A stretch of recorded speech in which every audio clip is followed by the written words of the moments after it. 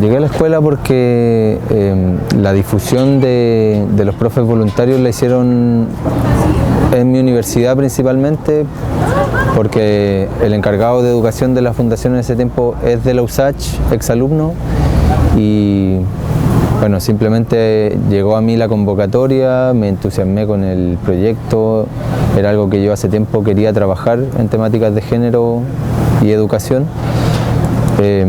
Así que eso, simplemente llegó fortuitamente la convocatoria a mí, así de simple, no conocía a ninguna de las chiquillas, no conocía prácticamente nada del trabajo en la fundación, pero aquí estamos.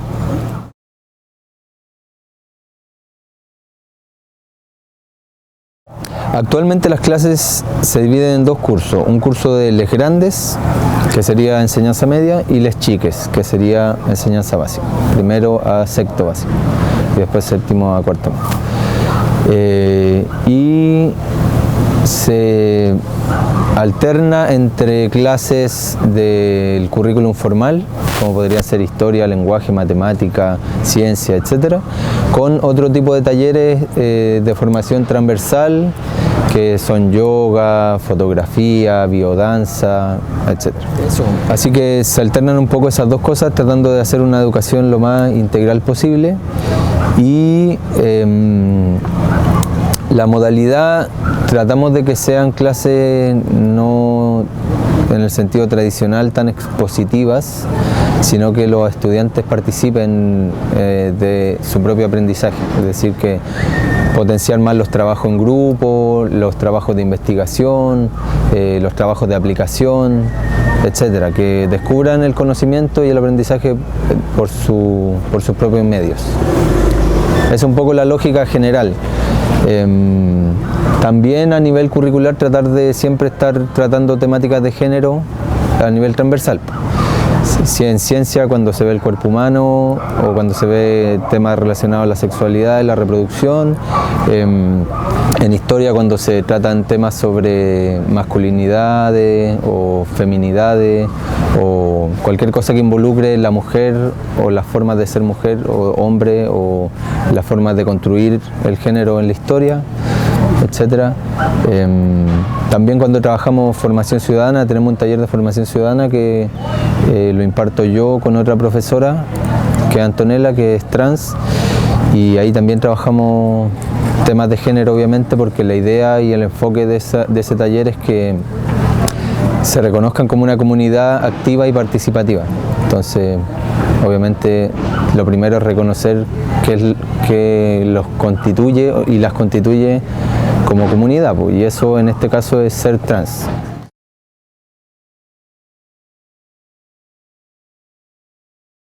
Sí, por supuesto, y es fundamental que se den los diálogos y las discusiones.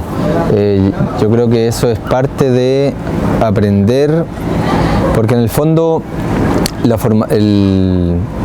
enseñanza de la formación ciudadana, uno de los primeros ejes tiene que ver con el aprendizaje de la democracia, de lo que es la democracia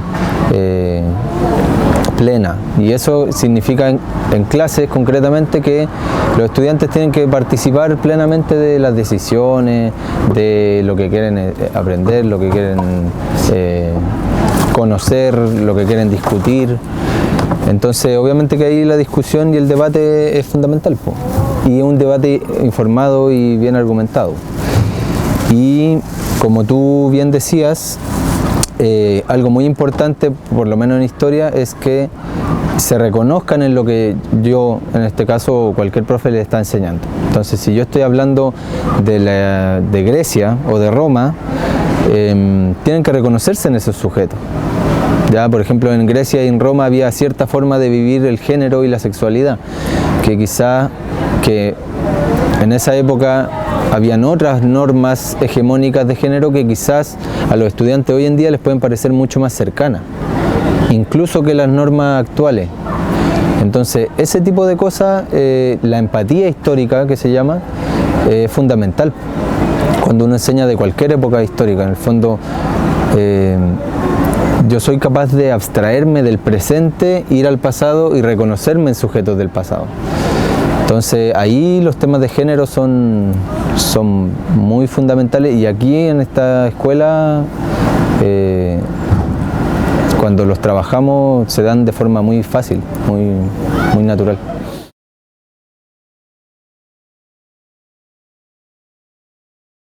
Sí, pues yo creo que es un desafío constante y en ningún caso hemos logrado todavía la modalidad perfecta, digamos.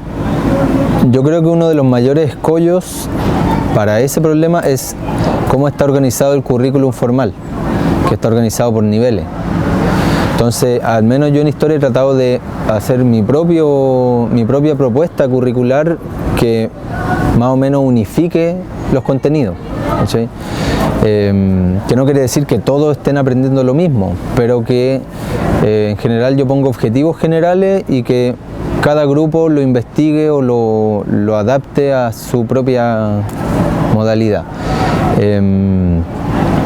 Pero nosotros igual aún así tenemos que ver temas del currículum formal porque vamos a hacer exámenes libres a final de año. Entonces, ahí lo que funciona mucho son lo que se llaman las aulas multigrado, las modalidades multigrado, que el Mineduc tiene varias páginas ahí que te enseñan un poco qué es la modalidad que se usa en las escuelas rurales.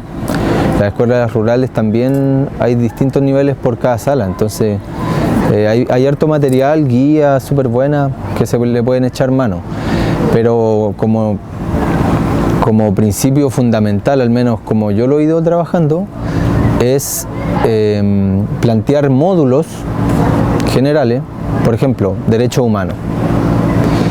Y a través de ese concepto general de derechos humanos lo vamos trabajando en distintas épocas. Entonces, si al estudiante le toca Grecia y Roma, tendrá que ver cómo se desarrollaban los derechos humanos en esa época. Si le toca ver la década de los 70 en Chile, tendrá que investigar sobre esa época en particular, que es lo que corresponde a su nivel. Y así, entonces generamos en el fondo una diversificación de contenido acorde a cada nivel, pero después lo unimos, ¿ya? Porque lo que más tradicionalmente se podría pensar es como ya cada uno hace una cosa distinta y entonces ¿para qué estamos en la misma sala en ese caso? Entonces, a pesar de que sean niveles distintos, tú en algún momento lo haces investigar acorde al contenido que le corresponde, pero en un momento tienes que juntar todo y darle un contenido transversal a cada materia. Entonces, se puede ver derechos humanos, se puede ver participación política, se pueden ver temas de género.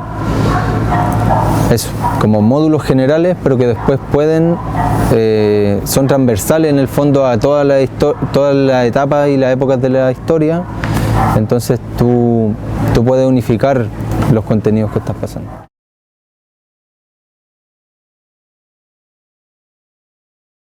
Hemos ido como sobre la marcha adaptándonos un poco, porque hasta el momento no estamos considerando notas formales del 1 al 7, pero estamos tratando de basarnos en mapas de progreso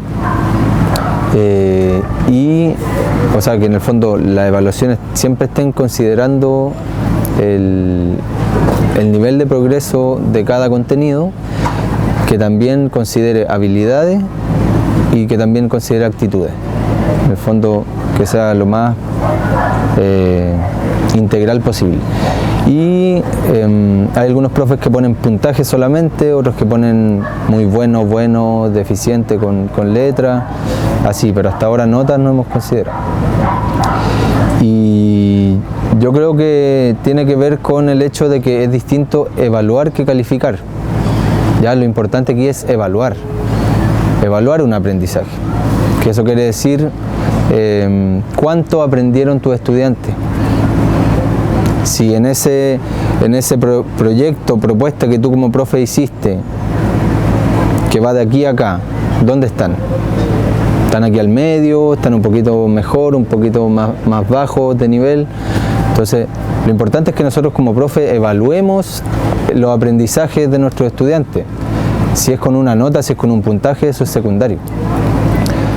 Pero yo creo que ese ha sido un tema sobre todo porque cada profe ha tenido su propio criterio y el desafío mayor ha sido como tratar de unificarlo, como hacer evaluaciones en conjunto. Yo creo que eso es lo que más nos ha costado, ponernos de acuerdo como profe y decir, ya, ¿cuál es la evaluación general que hacemos del curso o de cada estudiante?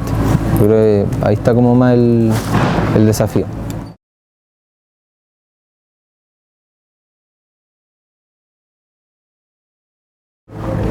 En el fondo aquí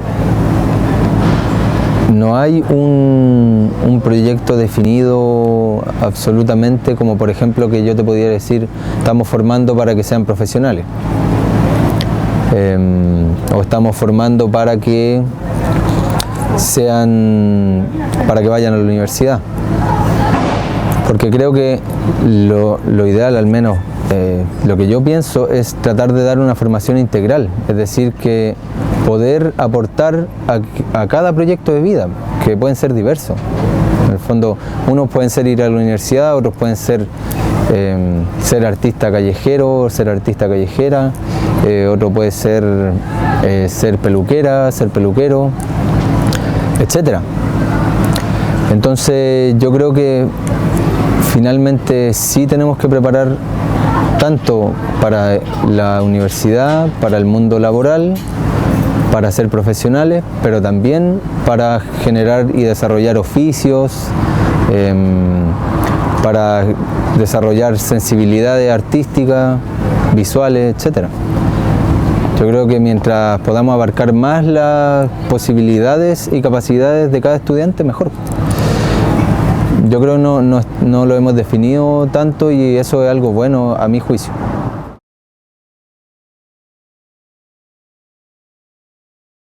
Sí, completamente voluntario y en el sentido económico, porque claramente hay muchas retribuciones que no pasan por el hecho de recibir plata y que tiene que ver con el estar siendo parte de un proyecto que es muy vanguardista a nivel pedagógico. O sea, para mí esta experiencia como profesor significa mucho porque me da la esperanza suficiente para saber que se pueden hacer clases distintas, que se puede contribuir a una educación distinta, diferente, y participar de un proyecto que para mí es muy político. En el fondo estamos construyendo una sociedad mejor a través de esta escuela, por más pequeña que sea la experiencia. Entonces para mí esa es la gratificación o la paga o como se quiera decir.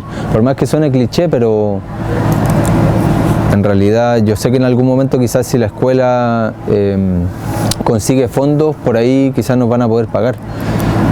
Pero aún así yo no veo limitada mi acción aquí por eso. Bacán si en algún momento nos pagan, pero por ahora para mí lo más importante es lo otro.